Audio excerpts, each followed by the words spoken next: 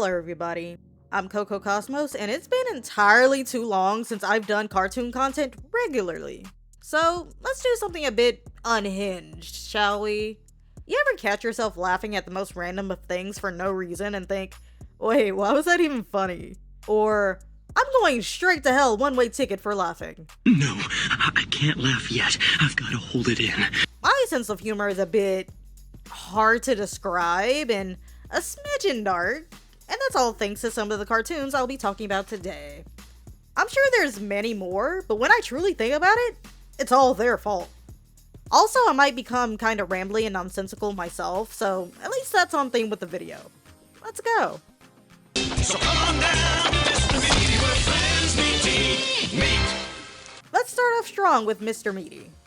I know it's not a cartoon, but it's puppets, and I've seen it referred to as an animation, so I'm counting it. Mr. Meaty is one of the most gross, disturbing, and unnecessary things to ever exist that you can fit into a bumper time slot. Ironically, gross out humor is one of my least favorite things, but I'm still laughing at this at my big age. I was that kid that was actually excited and watching intently when it came on. But did y'all know they actually had some full-length specials? Watching the series back for this video, I don't remember any of them. They exist though. Here's some highlights.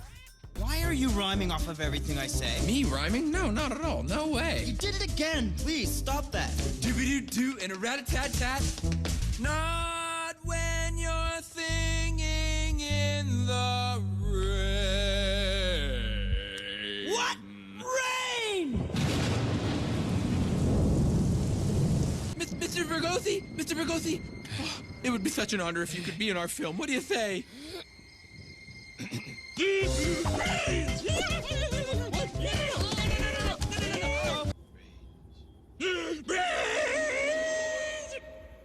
there I go again.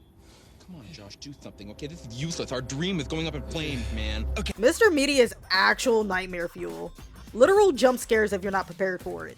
The pilot episode aired December 30th, 2005. Then the series officially premiered September 22nd, 2006, and ended May 23rd, 2009.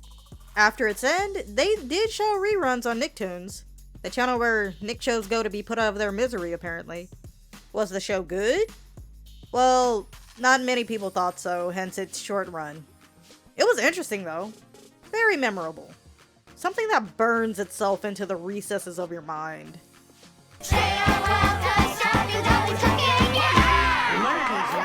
Next up, Chowder. Chowder can best be described as organized chaos. There's always something happening, but you can follow it. Things are nonsensical, but it's cohesive. And just look at the pretty textures used. Genuinely, my favorite characters were Schnitzel, Gorgonzola, and Ceviche. Shout out to my guy Ceviche for real. I love seeing him on my TV. His monotone voice and design were my everything. It was a little strange, but when he wasn't being weird about Panini, he had a special spot in my heart. On a scale of 1 to 10, how desperate would you say you are right now? Gorgonzola was kinda annoying, but that's why I liked him. He got on my nerves in the right way when he was trying so hard to get on Chowder's nerves. You will not be winning anything. Why not? Because I'm going to make sure you lose. And Schnitzel? You could say he was a pretty solid character. You get it? If you've never watched Chowder before, yes, all of the characters are named after actual food dishes, and it's one of my favorite things. But what's even better is the dishes they make in the show have fun, quirky names. Which moves me to my next point, the creativity. Though this was airing in the random is funny era, the randomness never felt unnecessary. Everything had its place and it kept my attention. It just never got stale to me. Even the "I'm not your boyfriend" might have gotten a chuckle or two. Chowder ran from November 2nd, 2007 to August 7th, 2010, airing 3 seasons with a total of 49 episodes split into 93 segments. This actually surprised me because when it was on TV, to me, it felt like it was going on forever. And when the finale aired, I didn't quite grasp it was the finale. I genuinely thought we were gonna see Chowder have adventures with his apprentice after. Still kinda want to. Fun fact, Chowder was created by C.H. Greenblatt, who also at the time was working as a storyboard artist and writer for the Grim Adventures of Billy and Mandy. He pitched it to Cartoon Network sometime in the mid-2000s, then after it was greenlit, worked on it for about 7 years, give or take, before Chowder officially aired. You'd think he'd be gutted by Chowder's cancellation, right? Well, actually, he was a bit relieved because he was actually getting a break for once. His schedule was a bit much at the time, so he wrapped it up quite nicely and appreciated the opportunities that came later. Speaking of which, this is one of my favorite cartoons ever. It's just so good. It's zany, colorful, random, but somehow has pretty consistent lore. The humor is pretty damn dark too. Love me, Dad! Love me! Love me now! I've been meaning to make a video on this show for so long, so let me take the opportunity to say I love this show so much. Definitely in my top 5, if not higher. The Halloween specials, the regular specials, and movies were all such masterpieces. The animation in the first seasons is so bouncy and cartoony in the best way. Oh, and the music. Don't get me started on the music. It's so amazing. Sure, they might think it's deranged, but they won't give it a thought after I've eaten their brain.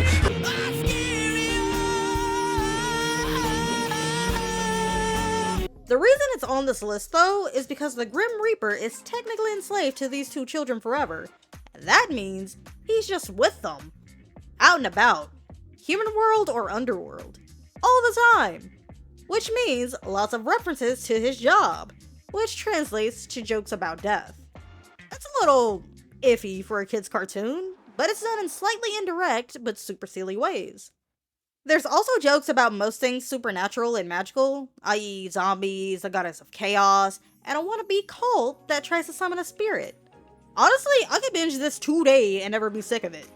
The Grim Adventures of Billy and Mandy came to be after winning Cartoon Network's Big Pick poll on August 25th, 2000, with 57% of votes, then premiered about a year later during the Cartoon Fridays Big Pick weekend, originally combined with another short cartoon, Evil Can Carnate, into a show called Grim and Evil. The two would be split into 2 segments per episode in Grim and Evil until the network told creator Maxwell Adams to split them into 2 separate series entirely, then eventually to pick one. Adams wasn't too broken up about it though, because running both shows at the same time was stressful for him.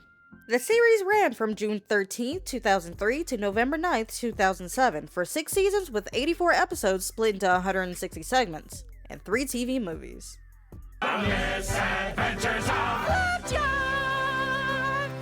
Look guys, you cannot bring up Chowder without mentioning Flapjack. They're a set. Do not separate. They even aired in the same hour in the same programming block. But unlike Chowder, at least my perception of it anyway, they were just doing shit in Flapjack. It wasn't random for the sake of being random, don't misunderstand. The goal was to get to Candied Island. Always was. But the adventures definitely live up to the show's title. I think it's kind of like regular show where they set off to do one thing that seems simple enough, but somehow or some way, things start going left. It's always something. To be fair, our main characters Flapjack and Captain Knuckles live in a whale's mouth who also happens to be Flapjack's adoptive mom. Her name is Bubby. The thing about that is, I always wondered how she never accidentally swallowed them. Interestingly, Mr. James Garland Quintel, I hope he doesn't mind me using his government name, the creator of Regular Show, actually worked on the Marvelous Misadventures of Flapjack as a creative director for seasons 1 and 2. What exactly makes Flapjack so memorable? The art style for sure, but also the disturbing nature of some of the jokes. Like, I could deal with a lot of stuff, but this man having a wife made out of candy just unsettled my spirit when I was little. Check out this particular scene. Anyway, what did you do to my drink? You put something in it, didn't you? Going back to the art style, there is a mix and mash of different types of mediums used, like the watercolor backgrounds, some hyper-realism thrown in there to match the unsettling vibe of the show, and even some live action in the finale. If you don't remember anything else, you remember how it stood out visually from other cartoons airing around that time. Also this cat. The Marvelous Misadventures of Flapjack ran from June 5th, 2008 until August 31st, 2010, with 3 seasons and a total of 46 episodes split into 90 segments. The creator, Thurop Van Orman, based the cartoon off his own urge to become an adventurer. Which he did, kinda. It didn't go so well either. Now, not every cartoon on this list was amazing or watchable to the general public, but what's important is that I liked them, and didn't lose too many brain cells watching them. But what do y'all think? Let me know in the comments below. Cocoa Cosmos, arrgh.